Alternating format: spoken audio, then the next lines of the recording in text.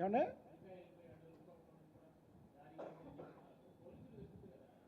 అదే అసలు కాదు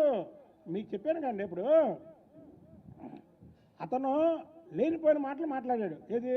అధికారాన్ని అడ్డం పెట్టుకొని లేనిపోయిన అంటే అసలు మాట్లాడకుండా వాళ్ళు నేను మాట్లాడతా జగన్మోహన్ రెడ్డి మీద ఆ పార్టీ మీద ఆ పార్టీ చేసే తప్పుల మీద విమర్శిస్తా అంతేకాని నేను ఎవరిని అనలేదు ఆ కుటుంబ సభ్యులను ఎవరిని అన్నే కానీ ఇష్టం వచ్చినట్టు మాట్లాడి అధికారం శాస్త్రం అనుకున్నాడు అక్కడ ఇక్కడ ఉన్నప్పుడేమో జగన్మోహన్ రెడ్డిని విమర్శించాడు అన్నం తినేవాడు ఎవడన్నా వెళ్తాడా అని ఏంటి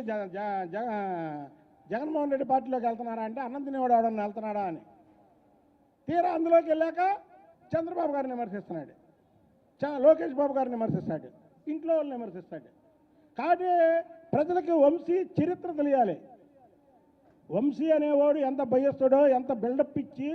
బిల్డప్ ఎక్కువ విషయం అసలు లేదు తక్కువ కాదు అసలు లేదు విషయమే లేదు ఇలాంటి వ్యక్తులు 3-4 కారుల్లో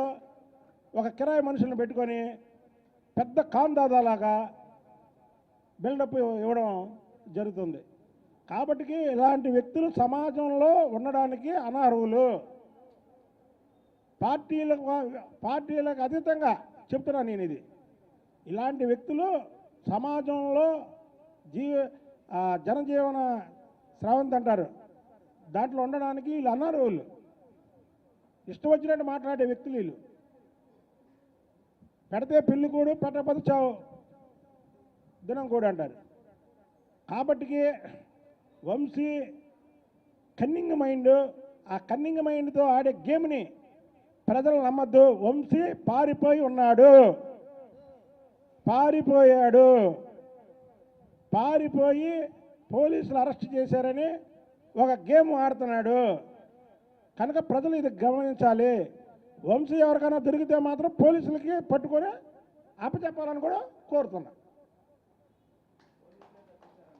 లేదు తమ్ముడు అది తప్పు అది తప్పు పోలీసు ఇప్పుడు నేను చెప్పేది ఏంటంటే